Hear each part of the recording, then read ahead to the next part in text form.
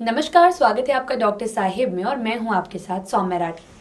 Doctor Sahib के आज के एपिसोड में हम पुरुषों की एक समस्या के बारे में बात करने वाले हैं। आज जानेंगे कि क्या गलत दवाइयों के सेवन से उनके पीनिस में कोई रिएक्शन हो सकता है, कोई एडवर्स इफेक्ट्स हो सकते हैं और ये गलत दवाइयां लेना उनके लिए कितना ज्यादा हानिकारक है। और ये चीजें सही तरीके से समझाने के लिए इस वक्त मेरे साथ बैठे हैं डॉक्टर अजय कुमार, जिन्हें आप पहले भी कई बार डॉक्टर साहिब पर देख चुके हैं।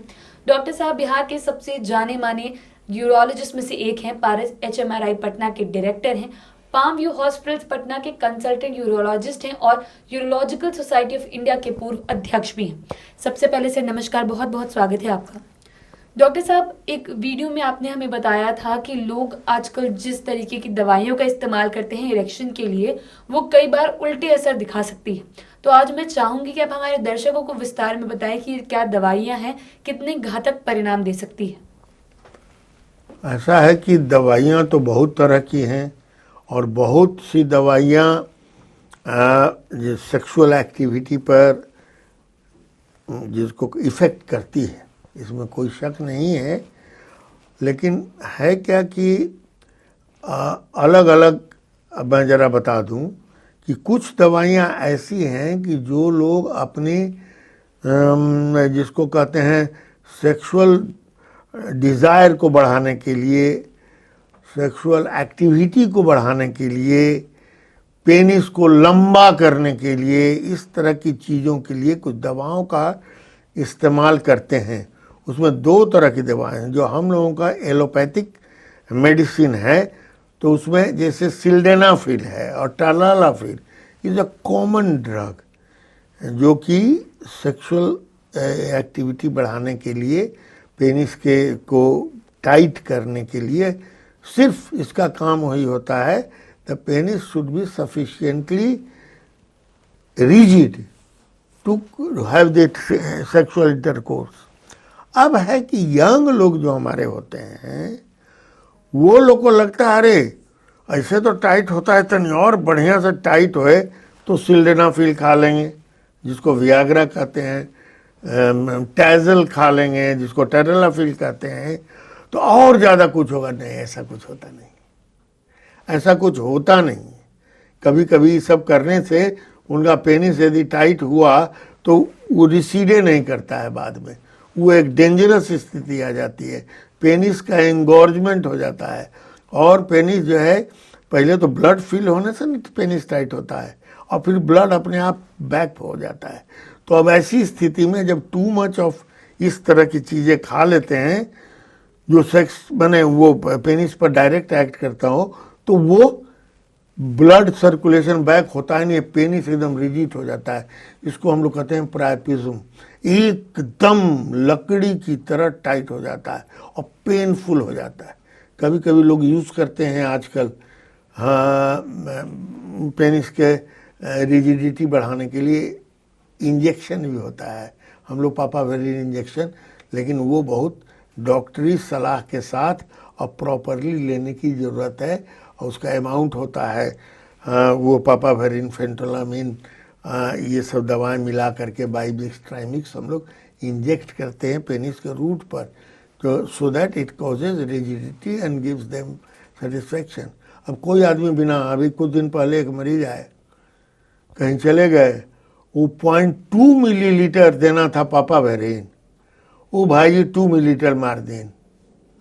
अब उनको हो गया प्रायपिज्म।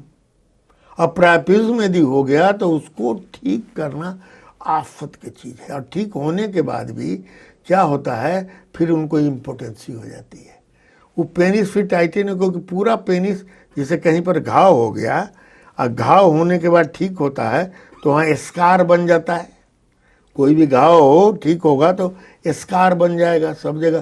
कहा भाई घाव के दाग हो गया, तो पूरे पेनिस में स्कार बन जाता है, फाइब्रोसिस हो जाता है। अब पेनिस उस लायक रहता ही नहीं है कि वो रिजिड हो। इसलिए ये सब चीज दवा का सेवन बिना डॉक्टरी सलाह के सही नहीं ये करना चाहिए। अब आइए कि इम्पोर्टेंसी करने वाली और सदा, ये डेंजर ग्रुप को पहले ही मैंने बता दिया कि ये सब सुइया ले लिया, दवा गोली खा लिया कि हमारा सेक्सुअल एक्टिविटी बढ़ेगा, हाईली डेंजरस, बिना डॉक्टर की सलाह के लेना चाहिए। अब आइए दूसरी दवाएं, जो अफेक्ट कर सकती हैं, जैसे कि डायबिटिक है तो एंटी डायबिटिक ड्रग्स बहुत सा खाने पर जो है पेनिस का इरेक्शन कमज़ोर हो जाता है।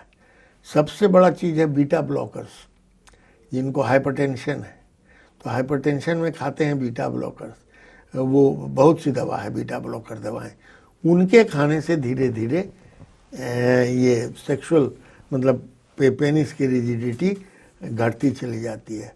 और मैं बता दूं, भांग खाने वाला आदमी मिजाज बना रहेगा, उसको कूदते फांदते रहेगा, but his sexual activity will not be good. Last but not the least, इतने कम समय में बताऊंगा, अल्कोहल। अल्कोहल एक ऐसी चीज है जिसके बारे में क्लियर कट लिखा हुआ है, it increases the desire but takes away the performance. वहीं पर युवा लोग क्या करते हैं, देखते हैं कि ला डिजायर तो बढ़ गया, एकदम दारू पी के मस्त हैं, लड़की के साथ अपना फ्रेंडशिप जो है जिसके साथ है उसके साथ जा रहे हैं, लेकिन मालूम हुआ हमको तो परफॉर्मेंस नहीं है। उस समय डबल एजेंट क्या करते हैं लोग, अरे नहीं है तो सूंघते हैं। ये सब ओपियाइड ड्रग्स, जो ड्रग एडिक्शन जो करता है, सूंघते हैं कि उससे भी बढ़ जाए, तो लगता है इससे भी पूरा नहीं हुआ। एक तरफ तो उत्तेजना फैल गई आपके मन में अल्कोहल के चलते और ओपियाइड के चलते, और दूसरी तरफ जो टारगेट ऑर्गन है उसमें रिजिडिटी आया ही नहीं।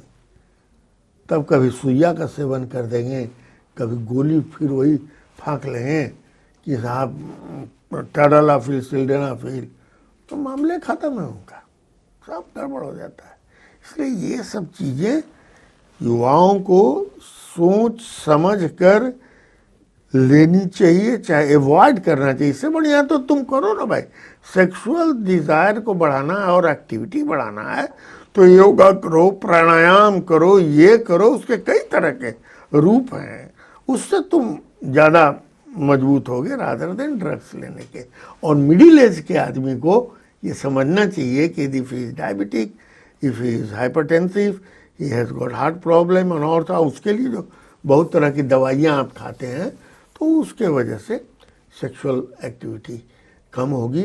तीसरी चीज़ एंटी डिप्रेसेंट, साइकोटिक मरीज, साइकाट्रिस्ट का जो क्या जो मरीज जाते हैं ना, जो साइकाट्री वाले सिजोफ्रेनिया हो, जो उसके लिए जो दवाइयाँ देते हैं, चाहे एंटी डिप्रेसेंट दवाइयाँ जो कॉमन है, उसके चलते भी